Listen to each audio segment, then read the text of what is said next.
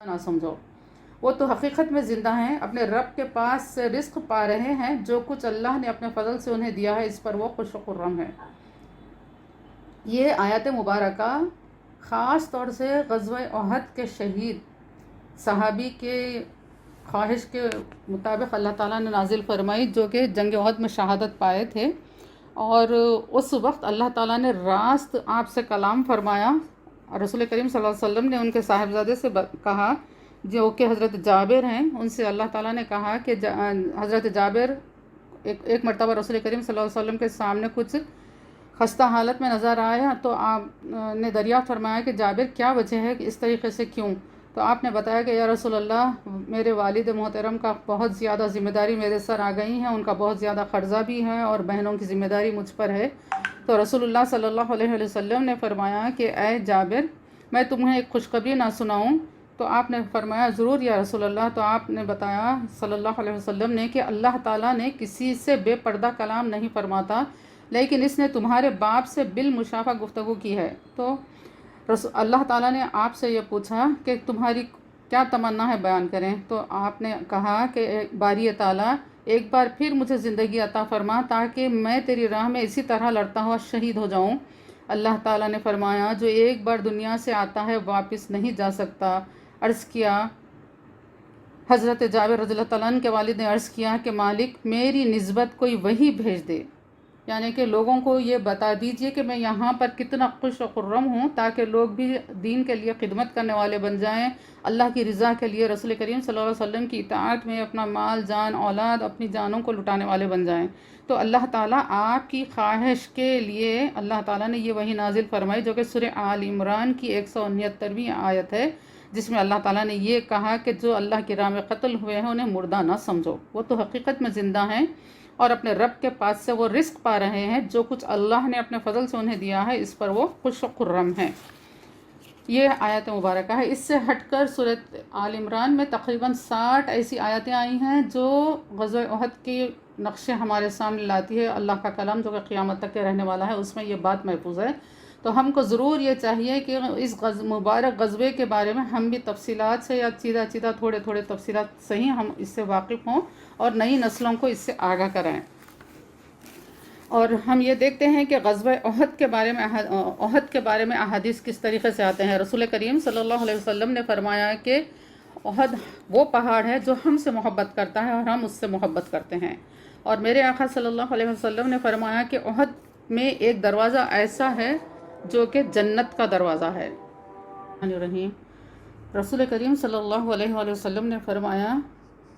کہ احد کے پہاڑ میں ایک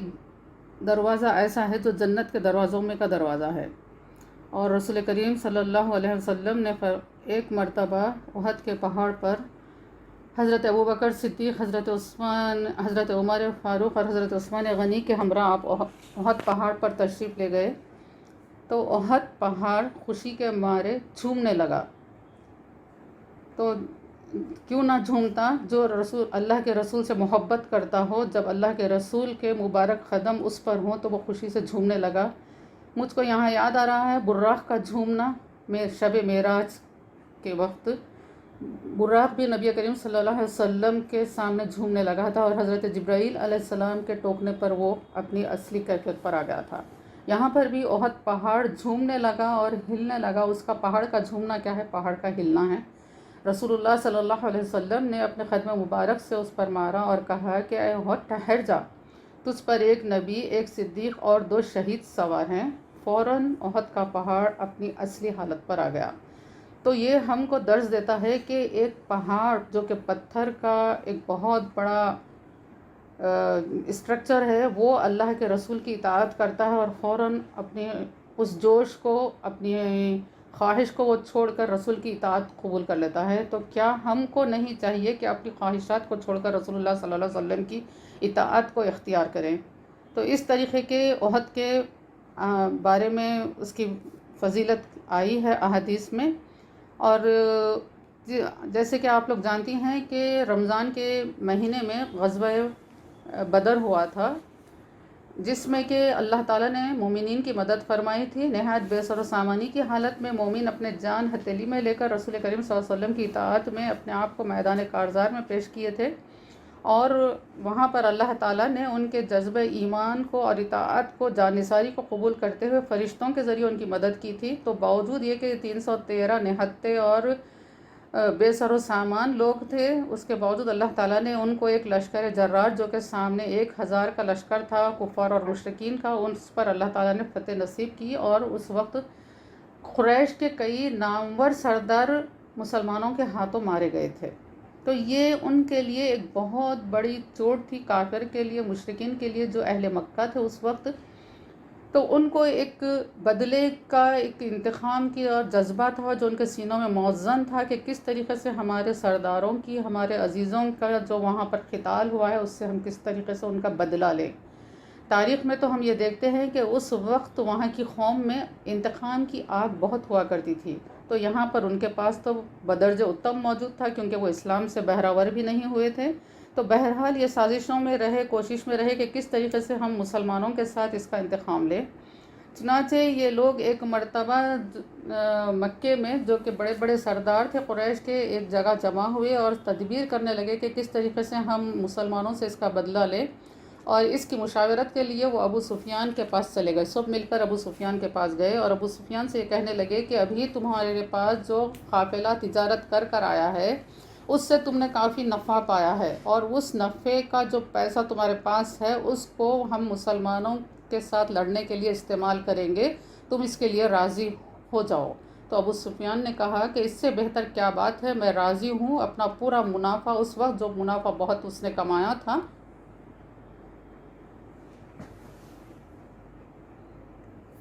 چڑھائی کا پلان چلا، اور اس کے لیے وہ لوگ نے جو اسباب اکٹھا کیے وہ یہ تھے: 3000 اونٹ تھے جن کو انہوں نے اپنے کاروان میں شامل رکھا، اور 200 گھوڑے تھے، اور 700 زرہ پوش تھے یعنی کہ جنگی لباس پہنے ہوئے لوگ تھے، اور ان کے ساتھ جو سپہ سالار کے پوسٹ پہ تھے وہ ابو سفیان تھا۔ اور یہاں پر عورتیں بھی اس وقت شامل ہو گئیں جو کہ اپنے عزیزوں کا انتقام لینے کے لیے بہت ان کے جوش ان کے اندر موجود تھا، اور 15 عورتیں ایسی تھیں جو اپنے آپ کو پیش کیا کہ ہم بھی آپ کے ساتھ جنگ میں چلنے کے لیے تیار ہیں۔ اور ان 15 مشرک اور کافر عورتوں میں ہند بن عتبہ جو کہ زوجہ ابو سفیان تھی وہ بھی اس میں شامل ہو گئی۔ اب یہ کافر اور مشرک کی یہ تیاری دیکھ کر حضرت عباس جو کہ ہمارے آقا صلی اللہ علیہ وسلم کے چچا ہیں، آپ نے اپنے ایمان کو چھپا کر رکھا تھا، اور یہاں کی خبر مدینہ منورہ ایک قاصد کے ذریعے بھیج دیا کہ 3 دن کے اندر تم کو پہنچنا ہے، اور یہ رسول اللہ صلی اللہ علیہ وسلم کے پاس یہ چٹھی دینا ہے، یہ اطلاع دینی ہے کہ یہاں کے کافر اس طریقے سے تیاری کر رہے ہیں، مدینہ منورہ کی طرف چڑھائی کا ان کا ارادہ ہے۔ اب یہاں پر رسول اللہ صلی اللہ علیہ وسلم کو ایک خواب نظر آیا جس کے اندر آپ نے یہ دیکھا کہ آپ زرہ پہنے ہوئے ہیں، اور آپ نے یہ دیکھا کہ کوئی گائے ہے یا بھینس ہے جس کو کہ ذبح کیا جا رہا ہے، اور ایک مینڈا ہے جس کو ذبح کیا جا رہا ہے۔ صبح آپ نے اپنے اصحاب سے یہ خواب بیان فرمایا، تو آپ نے یہ بھی کہا کہ انشاءاللہ تعالی مدینہ منورہ سیف رہے گا، یہاں پر کوئی حملہ نہیں کر سکے گا، اور آپ نے یہ کہا کہ جو گائے کا یا بھینس کا جو ذبح کیا جانا لگ رہا ہے اس سے ہماری مسلمانوں کی قربانی ہے، اور جو دمبا ذبح کیا جا رہا ہے وہ کافروں اور مشرکین کی قربانی ہے، یعنی کہ ان کے لوگ اس میں مارے جائیں گے۔ اس طریقے کا معاملہ تھا، اور جب یہ اطلاع ملی تو رسول اللہ صلی اللہ علیہ وسلم نے اپنے اصحاب کو جمع کیا اور مشاورت فرمائی کہ ہم کو کیا کرنا چاہیے، کہ کیا ہم مدینہ منورہ کے اندر رہ کر لڑیں گے یا مدینہ سے باہر جا کر ان کا مقابلہ کریں گے، جو لشکر مدینہ منورہ کی طرف آ رہا ہے ان کا مقابلہ کس طریقے سے کرنا چاہیے۔ تو بعض معمر جو لوگ تھے، عمر والے جو تھے، ان کا یہ کہنا تھا کہ مدینہ منورہ کے اندر رہ کر لڑیں گے، خصوصاً منافق جو تھا عبداللہ بن ابی، اس نے یہ کہا کہ ہم مدینہ منورہ کے اندر رہ کر مقابلہ کریں گے، لیکن اہل ایمان جو تھے، رسول اللہ صلی اللہ علیہ وسلم کے اصحاب جو تھے، ان میں زیادہ تر لوگوں نے یہی کہا کہ یا رسول اللہ ہم باہر نکل کر مدینہ منورہ کے باہر جا کر ان کا مقابلہ کریں گے، اور ان کو نیست و نابود کر دیں گے، ختم کر دیں گے، مدینہ منورہ پر حملہ کرنے کا ہم ان کا موقع ہی نہیں دیں گے۔ یہ گمان تھا، یہ اس طریقے کے خیالات کا اظہار ہوا، رسول اللہ صلی اللہ علیہ وآلہ وسلم نماز عصر ادا کرنے کے بعد آپ اپنے حجرے مبارکہ میں تشریف لے گئے اور اپنے آپ کو اصلاح سے آراستہ کیا، اور اس میں حضرت ابو بکر صدیق اور حضرت عمر فاروق رضی اللہ عنہ نے آپ کے اصلاح کو آپ کے جسم اقدس پر سجانے کی سعادت حاصل کی۔ اور جب آپ باہر تشریف لائے تو کچھ اصحاب نے یہ کہا کہ یا رسول اللہ، ہم نے کیا زیادتی نہیں کی، اپنی رائے آپ کے سامنے پیش کی، ہم آپ کی رائے کو قبول کرتے ہیں، آپ جو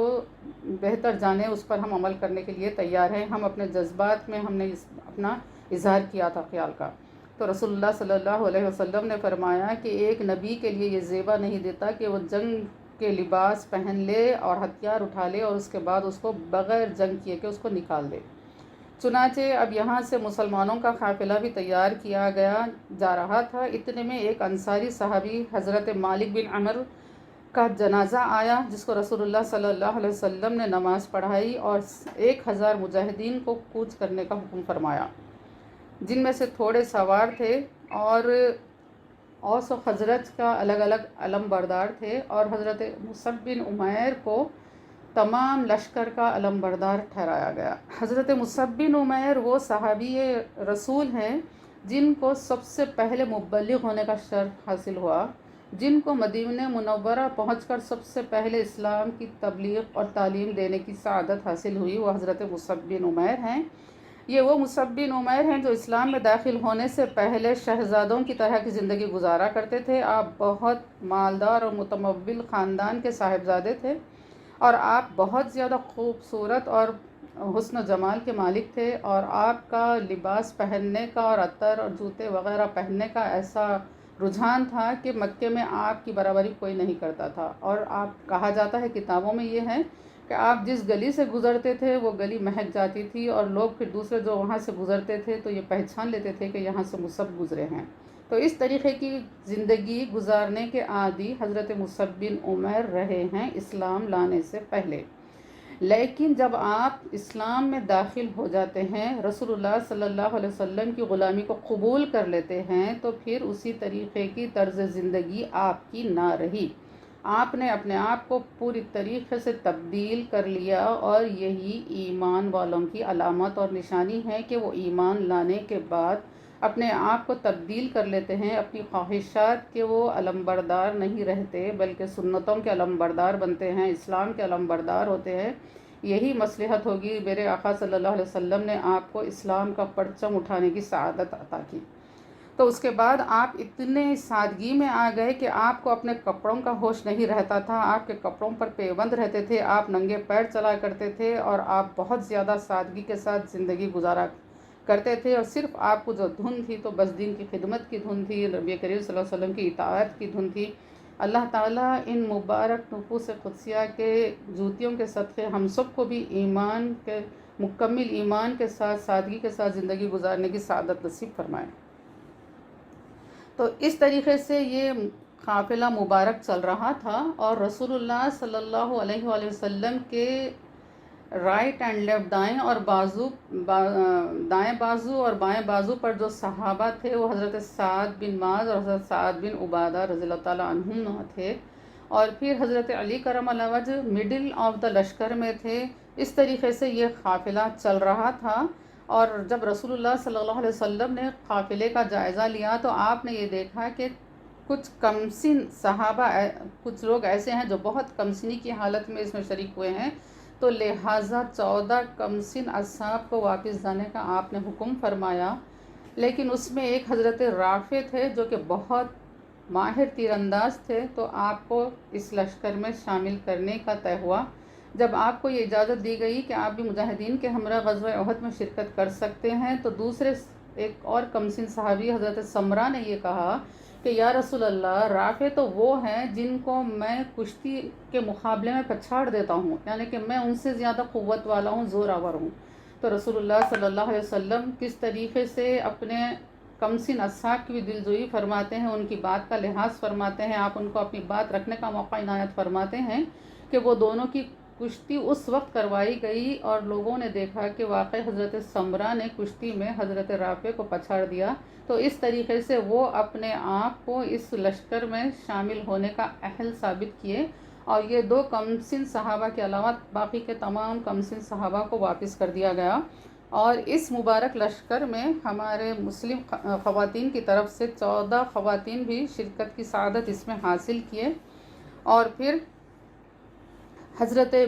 بلال کو اذان کا حکم ہوتا ہے، اور اس معاملے جہاں پہ خیمہ لگایا گیا رسول کریم صلی اللہ علیہ وسلم کا، اس کی نگرانی حضرت ذکوان رضی اللہ تعالیٰ عنہ کے ذمے میں آئی۔ میں نام اس لیے کہہ رہی ہوں کہ یہ مبارک نام ہمارے کانوں میں آئے، ان کی برکت ہمارے کانوں کو، ہمارے زندگیوں کو حاصل ہو، اور دوسری یہ بات کہ ہم یہ نام سن کر اپنی آل اولاد کے نام بھی ان مبارک ناموں پر رکھنے کی سعادت حاصل کریں۔ حضرت ذکوان نے رسول کریم صلی اللہ علیہ وسلم کے خیمے کا پہرا دینے کی سعادت حاصل کی۔ حضرت بلال کو اذان کا حکم ہوا، فجر کی اذان دینے کا حکم ہوا، صفیں درست ہوئیں، اور غلامان مصطفیٰ صلی اللہ علیہ وسلم نماز پڑھنے کے لیے میدان میں جمع ہو گئے، اور مشرکین دیکھ رہے تھے کہ یہ کس طریقے سے مسلمان ڈسپلین کے ساتھ اطاعت امیر میں عبادت بھی کرتے ہیں، زندگی بھی گزارتے ہیں۔ اور پھر اس مقام پر، جس کو کہ مقام شوط کہا گیا ہے کتابوں میں، یہاں پر منافقین نے ایک چال چلی۔ یہاں کا جو میدان تھا یہ مقام شوط کا، یہاں سامنے روبرو مشرکین مکہ وہاں پر ٹھہرے ہوئے تھے، ان کو یہ نظر آ رہا تھا، مسلمانوں کی حمل و حرکت نظر آ رہی تھی کہ یہ کیا کر رہے ہیں، کدھر جا رہے ہیں، کتنے ہیں، کون کیا کر رہے ہیں، یہ سب کافر اور مشرک مشاہدہ کر رہے تھے۔ تو اس مقام پر عبداللہ بن ابی، جس کو منافقین کا سردار کہا جاتا ہے، اس نے یہ کہا کہ میں یہاں سے آپ کا ساتھ چھوڑ رہا ہوں، میں یہاں پر آ کر لڑ کر اپنی جان کو یہاں پر گنوانا نہیں چاہتا ہوں، میں اپنے ساتھیوں کو لے کر میدان چھوڑ رہا ہوں، واپس چلا جا رہا ہوں۔ تو رسول اللہ صلی اللہ علیہ وسلم نے اس کو جانے کے لیے کہا، اور دوسرے جو اجنبی چہرے وہاں پر نظر آ رہے تھے ان کے بارے میں یہ پوچھا گیا کہ تم کون ہو؟ تو انہوں نے کہا کہ ہم یہودی ہیں۔ تو رسول اللہ صلی اللہ علیہ وسلم نے فرمایا کہ تم کو بھی ہمارے ساتھ جنگ کرنے کی اجازت نہیں ہے، اگر تم اسلام لاتے تو تم کو ہم لشکر میں شامل کرتے تھے، تم بھی یہاں سے واپس چلے جاؤ۔ اس طریقے سے منافقین اور یہودیوں سے یہ لشکر کو پاک کیا گیا، اور پورے وہ سرفروش تھے جو رسول اللہ صلی اللہ علیہ وسلم کی اطاعت کو قبول کر کر اللہ کی خوشنودی حاصل کرنا چاہتے تھے، یہ پورے لوگ یہاں سے چلے گئے۔ اس طریقے سے عبداللہ بن ابی نے مشرکین کو یہ بتایا کہ میں نے رسول اللہ صلی اللہ علیہ وسلم کا ساتھ چھوڑ دیا ہے، اور اس میدان میں تمہارے مقابلے میں میں ٹھہرا ہوا نہیں ہوں، یہ بات اس نے مشرکین کو بتا دی۔ تو اس کی منافقت یہاں پر ظاہر ہو رہی ہے۔ اب یہ 300 لوگ جو جا رہے تھے، ان کے یہاں لے جانے کا ایک سائیکولوجیکل پہلو یہ تھا کہ اتنے لوگ جب جنگ چھوڑ کر نکلتے ہیں، ہم اپنے عام اجتماعات میں دیکھتے ہیں کہ اگر کوئی 1-2 عورت یا لڑکی اٹھ کر جاتی ہے تو دوسرے بھی اٹھنے کی جسارت کرتے ہیں، اٹھ کر جانے کی کوشش کرتے ہیں۔ تو اس طریقے سے یہ سائیکولوجیکلی پریشر جو ہے ڈالنے کی کوشش کی گئی مسلمان مجاہدین پر بھی کہ تم بھی میدان چھوڑ کر اس طریقے سے واپس ہو سکتے ہو، لیکن یہ وہ لوگ تھے جو اپنی جان ہتھیلی میں لے کر آئے تھے۔ یہ تو ہمیشہ بے قرار رہتے تھے کہ کب اللہ تعالیٰ ہم کو حکم دے، کب رسول اللہ صلی اللہ علیہ وسلم کی اطاعت میں ہم اپنے آپ کو اللہ اور اللہ کے حبیب کے لیے پیش کر دیں۔ یہ وہ لوگ تھے جو اپنی جان بچانے نہیں، جان گنوانے کے لیے میدان میں تشریف لائے تھے۔ تو اس کی یہ چال وہاں پر فیل ہو گئی، ناکام ہو گئی کہ مسلمانوں کو بہکانا چاہتا تھا۔ اب یہاں پر یہ دیکھا گیا کہ وہاں پہاڑی کے پاس جو ہے ایک درہ تھا، جہاں پر کچھ جگہ چھٹی ہوئی تھی، خالی جگہ تھی۔ وہاں پر رسول اللہ صلی اللہ علیہ وآلہ وسلم نے حضرت عبداللہ بن زبیر سے یہ کہا، اور ان کی معیت میں ان کے ساتھ 50 تیر اندازوں کو دے کر حضرت عبداللہ بن جبیر کو وہاں کا کمانڈ بنایا، اور کہا کہ تم یہاں پر ٹھہرے رہنا، اور اگر تم یہاں سے یہ دیکھو کہ ہم چاہے غالب ہو یا مغلوب ہو، یعنی کہ ہم اگر جیتیں بھی تو تم کو یہاں پر ٹھہرنا ہے، اگر ہم ہاریں بھی تو تم کو یہاں ٹھہرنا ہے، اور اگر تم یہ دیکھو کہ ہم ہار گئے ہیں، پرندے ہمارے گوشت کے بوٹیاں لوچ رہے ہیں، تب اور تم یہ محسوس کرو گے کہ تمہاری مدد کی ہم کو ضرورت ہے، لیکن تب بھی تم یہاں سے نہیں ہٹیں گے،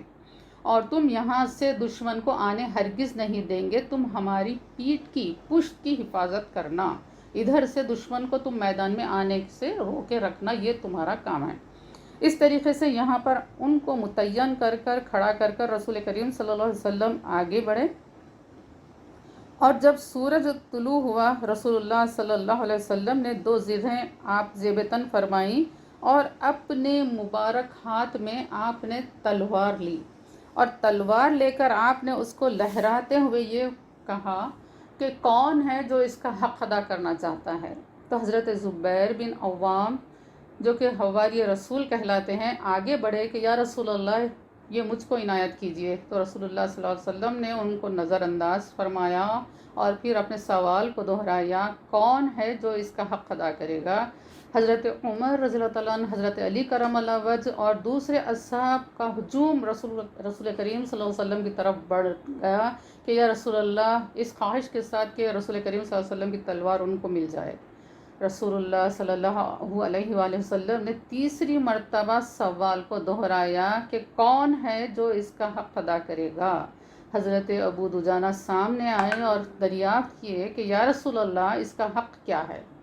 نبی کریم صلی اللہ علیہ وآلہ وسلم نے فرمایا کہ اس کا حق یہ ہے کہ دشمن کے منہ پر مارو، کوئی اس کا فرد بچنے نہ پائے اور کوئی ہمارا فرد مرنے نہ پائے، بس یہی اس کا حق ہے۔ تو حضرت ابو دجانہ نے عرض کیا کہ یا رسول اللہ میں اس کا حق ادا کروں گا۔ حضرت ابو دجانہ نے کہا کہ یا رسول اللہ میں اس کا حق ادا کروں گا، اور جب رسول اللہ صلی اللہ علیہ وآلہ وسلم نے یہ مبارک تلوار، مقدس تلوار اپنے مقدس ہاتھوں سے حضرت ابو دجانہ کو عنایت کی تو حضرت ابو دجانہ کی خوش نصیبی کا کیا پوچھنا، اس وقت ان کی خوشی کا کوئی اندازہ کر سکتے ہیں۔ انہوں نے فوراً اپنے سر پر ایک لال پٹی باندھ لی، جو یہ اشارہ تھا، جو یہ اظہار تھا ان کے جذبات اور خیالات کا کہ میں اپنی جان سے ڈرنے والا نہیں ہوں، میرے جسم کے آخری قطرے خون تک میں اس تلوار کا حق ادا کرنے کی کوشش کروں گا، میں دشمن کی بھیڑ میں گھس جاؤں گا، میں دشمن کو بے دریغ قتل کروں گا، اور میں اس تلوار کا حق ادا کرنے کی کوشش آخری سانس تک کرتا رہوں گا۔ یہ اظہار کرنے کے لیے انہوں نے اپنے سر پر لال کپڑا باندھ لیا اور بہت فخریہ چال چلتے ہوئے آپ میدان کارزار میں آگے بڑھنے لگے۔ رسول کریم صلی اللہ علیہ وسلم نے فرمایا کہ اس طریقے سے اکڑ کی چال چلنا اللہ تعالیٰ کو پسند نہیں ہے، لیکن یہ مشرکین اور کافروں کے سامنے جا رہے ہیں اور میدان کارزار میں جا رہے ہیں تو یہاں پر یہ ان کے لیے درست ہے، لیکن زندگی کے دوسرے موقعوں پر انسان کو اس طریقے کی چال سے بچنا چاہیے۔ حضرت ابو دجانہ نے اس مبارک تلوار کا حق اس طریقے سے ادا کیا کہ وہ بے دریغ دشمن کی صفوں میں گھستے جاتے تھے، اور یہاں تک کہ وہ بالکل آخری صف تک پہنچ گئے، اور وہ وہاں پر جو آخری شخصیت ان کو نظر آئی اس پر وہ تلوار اٹھا ہی رہے تھے کہ اس نے ایک آواز نکالی، چیخ دی کہ رک جاؤ، میں عورت ہوں۔ تو حضرت ابو دجانہ نے اپنی تلوار کو روک لی اور کہا کہ یہ میرے آقا اللہ کے رسول صلی اللہ علیہ وآلہ وسلم کی تلوار ہے، اس کو میں کسی عورت کے خون سے نہیں ناپاک کرنا چاہتا۔ اور یہ عورت کون تھی؟ حضرت ابو سفیان کی زوجہ ہند تھی۔ یہاں پر یہ ہوا کہ علم بردار جو تھے پہلے وہ ایک دوسرے کو مبازرت کے لیے بلواتے تھے، چیلنج کرتے تھے، ادھر کا بھی علم بردار آتا، ادھر کا بھی علم بردار آتا، اور دونوں میں لڑائی ہوتی اور وہ ختم ہوتے جاتے۔ تو اس طریقے سے کافر اور مشرکین کے ایک کے بعد ایک 22 علم بردار ختم ہو گئے، اور مسلمان یہاں پر پورے جیت کی موقف میں رہے۔ پھر اس کے بعد کافر اور مشرکین نے یہ دیکھا کہ کس طریقے سے ان کے اہم شخصیتیں ختم ہوتے جا رہے ہیں، تو انہوں نے عام حملے کا اعلان کر دیا، اور حضرت حمزہ وہ شخصیت ہیں جو کہ رسول کریم صلی اللہ علیہ وسلم کے چچا ہیں، آپ اپنے 2 ہاتھوں سے تلوار چلانا جانتے تھے۔ حضرت حمزہ 2 ہاتھوں سے آپ تلوار چلاتے جاتے اور کئی دشمنوں کو، اللہ اور اللہ کے رسول کے دشمنوں کو وہ ختم کرتے جاتے اور جہنم رسید کرتے جاتے۔ کئی صفیں صاف کرنے کے بعد کسی نے آپ کو پہاڑ کی اوٹ سے نیزہ مارا، اور وہ نیزہ آپ کے مبارک پیٹ کے پاس لگا، جس سے کہ آپ کے پیٹ میں چھید ہو گئی۔ اس کے باوجود آپ اٹھ کر اس کی تعاقب کرنا چاہے، اس کا پیچھا کرنا چاہے کہ یہ نیزہ کدھر سے آیا تھا، کیونکہ یہ سامنے کا وار نہیں تھا، چھپ کر وار کیا گیا تھا، تو آپ دیکھنا چاہ رہے تھے کہ کدھر سے آیا ہے اور اس کو میں ختم کروں، لیکن چونکہ یہ پیٹ میں لگ چکا تھا نیزہ اور بہت زیادہ خون نکل چکا تھا، حضرت حمزہ کھڑے نہیں ہو پائے اور آپ لڑک گئے۔ وہ جو پیچھے سے حملہ کیا تھا وہ وحشی نام کا ایک غلام تھا، جس کو اس کے مالکوں نے یہ کہہ کر میدان میں لایا تھا کہ اگر تم حمزہ کو ختم کرو گے تو ہم تم کو آزاد کر دیں گے اور فلاں فلاں انعام تم کو اس کے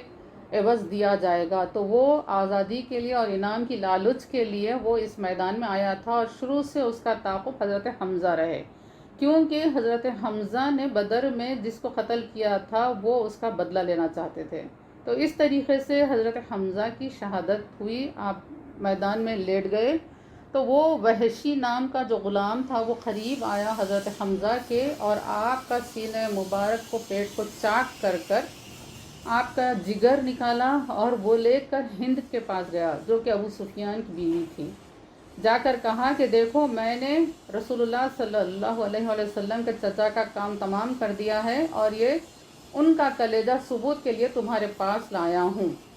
وہ جو انتقام کی آگ میں جل رہی تھی عورت، وہ بھاگتے ہوئے حضرت حمزہ کی لاش کی طرف آئی اور آپ کے کان، ناک، ہونٹ وغیرہ مختلف اعضاء کو کاٹ کر ان کا ہار پرویا، اور وہ وحشی صفت عورت وہ ہار کو پہنی اور آپ کے کلیجے کو چبا کر وہ نگلنا بھی چاہی، لیکن اللہ نے اس کو بچایا۔ آپ کا مقدس جو کلیجہ تھا حضرت حمزہ کا، اس کے ناپاک جسم میں نہیں داخل ہوا اور وہ اس کو تھوک دی۔ اس میدان میں لوگوں نے یہ دیکھا کہ دو مجاہدین ایسے ہیں جو ایک طرف ہو کر کچھ دعا کر رہے ہیں۔ دونوں نے ایک دوسرے سے کہا کہ میں دعا کروں گا تو تم آمین کہنا، اور جب تم دعا کہو گے تو میں آمین کہوں گا، آؤ ہم کچھ دعا کرتے ہیں۔ یہ دو اصحاب کون تھے؟ حضرت سعد بن ابی وقاص رضی اللہ تعالیٰ عنہ تھے، اور دوسرے جو تھے وہ حضرت عبداللہ بن جحش تھے۔ حضرت سعد بن ابی وقاص نے پہلے دعا کی کہ یا اللہ، میرا مقابلہ کافر اور مشرک میں سے کوئی ایسے زور آور قوی تن والے سے میرا مقابلہ ہونا کہ میں اس سے بہت زیادہ مقابلہ کروں اور پھر بالآخر میں اس پر فتح حاصل کروں۔ تو یہ سن کر حضرت عبداللہ بن جحش نے آمین کہا، اور پھر حضرت عبداللہ بن جحش نے اپنی دعا پیش کی کہ یا اللہ، میرا مقابلہ بھی دشمن کے کسی زور آور اور بڑے قوی تن والے کے ساتھ میرا مقابلہ ہو، اور میں اس کے ساتھ مقابلہ کرتا رہوں یہاں تک کہ وہ مجھ کو شہید کر دے، اور پھر یہی نہیں بلکہ وہ میری لاش کا مسلح بھی کر دے، میرے جسم کے ٹکڑے ٹکڑے کر دے، میرے جسم کے اعضاء کو الگ الگ کر دے، اور جب یا اللہ مجھ کو قیامت میں اسی طریقے سے اٹھانا، اور جب میں آپ کے سامنے اٹھوں تو آپ مجھ سے یہ پوچھیں گے، باری تعالیٰ آپ مجھ سے یہ پوچھیں کہ اے عبداللہ تمہارا یہ حال کیسے؟ تو میں یہ کہوں کہ یا اللہ، یہ آپ کے لیے اور آپ کے رسول کے لیے میں نے اپنے آپ کو یہ حال میں پہنچایا ہے، یہ میری خواہش ہے۔ تو حضرت سعد بن ابی وقاص نے اس پر آمین کہا۔ اور پھر یہاں پر غزوہ احد ایک ایسا معرکہ ہے جہاں پر صحابہ کی جان نثاری کے ایسے واقعات نظر آتے ہیں کہ کس طریقے سے ان کو شہادت مطلوب تھی، اور کس طریقے سے وہ رسول اللہ صلی اللہ علیہ وسلم پر اپنے آپ کو فدا کرنا چاہتے تھے۔ اور کئی ایسے واقعات آئے ہیں۔ ایک صحابی تھے جن کے پیر میں لنگ تھا، یعنی وہ برابر چل نہیں سکتے تھے، وہ بھی جہاد میں شریک ہونا چاہتے تھے، تو ان کے بیوی اور بچوں نے یہ کہا کہ آپ کو عذر ہے، آپ برابر چل نہیں سکتے ہیں، آپ کے لیے جہاد فرض نہیں ہے، آپ رک جائیے، آپ مت جائیے، آپ ٹھیک سے چل بھی نہیں سکتے ہیں، میدان میں جا کر آپ کیا کریں گے؟ تو لیکن وہ ضد کیے اور جہاد میں شریک ہو گئے، اور پھر جب وہ آپ شہید کر دیے گئے تو آپ کی لاش کو اونٹ پر لاد کر آبائی قبرستان لانے کی کوشش کی گئی کہ لا کر وہاں پر ان کی تدفین کی جائے گی۔ اونٹ پر جب لاشیں کو رکھا گیا تو اونٹ مدینے کی طرف جانے کی بجائے پلٹ کر احد کے میدان میں آ جاتا۔ ایسا 4 مرتبہ اور کئی مرتبہ یہ کوشش کی گئی کہ جب پھر اونٹ پر لاش کو رکھا جاتا اور وہ اونٹ پلٹ کر پھر احد کے میدان کی طرف آ جاتا، تو آپ کی زوجہ محترمہ رسول اللہ صلی اللہ علیہ وسلم کے پاس آئیں اور کہنے لگی کہ یا رسول اللہ، ایسا معاملہ ہو رہا ہے، ہم کوشش کرتے ہیں کہ ہمارے شوہر کی لاش کو اونٹ پر لاد کر آبائی قبرستان کی طرف لے جائیں، لیکن اونٹ چلتا نہیں ہے، پلٹ کر احد کے میدان میں آ جاتا ہے۔ تو ہمارے آقا مخبر صادق صلی اللہ علیہ وآلہ وسلم نے کہا کہ یہ بتاؤ کہ جنگ پر نکلنے سے پہلے انہوں نے کچھ دعا کی تھی، کیا کہا تھا؟ تو ان کی زوجہ محترمہ نے یہ بتایا کہ یا رسول اللہ، انہوں نے یہ کہا کہ اے اللہ، مجھ کو میرے اہل و عیال کی طرف مت پلٹا۔ تو اللہ تعالیٰ نے ان کے الفاظ لاش کو لیے میدان احد چھوڑنے کے لیے تیار نہیں ہوا، تو رسول اللہ صلی اللہ علیہ وآلہ وسلم نے بتایا کہ ان کو یہیں پر دفن کر دیا جائے۔ اور پھر ایک صحابی تھے جو کہ بہت بڑی عمر کے تھے، جن کے بیٹے بدر میں شہید ہو چکے تھے، حضرت خثیمہ جن کا نام تھا۔ انہوں نے خواب میں دیکھا کہ ان کا بیٹا جو کہ بدر میں شہادت پایا ہے، جنت کے باغوں میں سیر کر رہا ہے اور اپنے والد سے یہ کہہ رہا ہے کہ ابا جان، آپ بھی میرے پاس تشریف لائیے۔ بدر کے وقت باپ بیٹے دونوں بھی شریک جہاد ہونا چاہتے تھے، تو دونوں نے یہ کیا تھا کہ ہم قرا کریں گے، قرا جس کے نام کا اٹھے گا وہ جہاد میں جائے گا۔ دونوں کی خواہش ایسی تھی، دونوں بھی دستبردار ہونے کے لیے تیار نہیں، جذبہ دیکھیے۔ تو پھر قرا کیا گیا، تو قرا بیٹے کے نام پر نکلا تھا بدر کے وقت، تو لہٰذا بیٹے نے شرکت کی اور شہادت پائی۔ اب بیٹا خواب میں آ کر باپ سے یہ کہتا ہے کہ ابا جان، آپ بھی یہیں پر تشریف لائیے، اور وہ جنت کے باغوں کی سیر کر رہا ہے۔ تو وہ بھی اپنی باوجود یہ کہ ضعیفی کی عمر کو پہنچ چکے تھے، میدان میں آئے اور شہادت سے مالا مال ہو گئے۔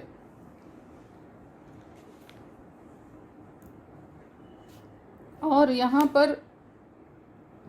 ایک بات یہ ہے کہ جو خواتین اس میں شریک تھی، جس میں حضرت ام المومنین حضرت عائشہ صدیقہ رضی اللہ تعالیٰ عنہ بھی تھیں، اور خاتون جنت حضرت فاطمہ الزہرا رضی اللہ تعالیٰ عنہ بھی تھیں، اور دوسرے صحابیات بھی تھیں جو اس میں شریک تھی۔ بالخصوص حضرت ام عمارہ کے تعلق سے آتا ہے کہ وہ دشمنوں کے خلاف قتال کرنے والی پہلی مسلم خاتون تھیں۔ آپ بھی میدان جنگ میں زخمیوں کو پانی پلا رہی تھی، زخمیوں کو اٹھا کر لا رہی تھی، تلواریں تیر وغیرہ اٹھا کر مجاہدین کو دیا کرتی تھی، یہ خدمت خواتین کر رہی تھیں۔ تو لیکن آپ نے یہ دیکھا کہ ایک وقت ایسا آیا ہے کہ مسلمانوں کا موقف نازک ہو گیا ہے، تو آپ نے پانی کا مشکلہ چھوڑ کر تلوار پکڑ لی اور ہر سامنے آنے والے دشمن پر حملہ کرنا شروع کر دیا۔ اتنے میں وہ یہ دیکھتی ہیں کہ دشمنوں میں سے ایک شخص دیوانہ وار نکل کر آتا ہے اور یہ کہتا ہے کہ مجھ کو بتاؤ محمد صلی اللہ علیہ وآلہ وسلم کہاں ہیں، اگر وہ زندہ ہیں تو میں زندہ نہیں رہوں گا۔ یعنی کہ ایک نعوذ باللہ وہ اللہ کے رسول کو ختم کرنے کے ایک مصمم ارادے کے ساتھ اس طرف بڑھ رہا تھا۔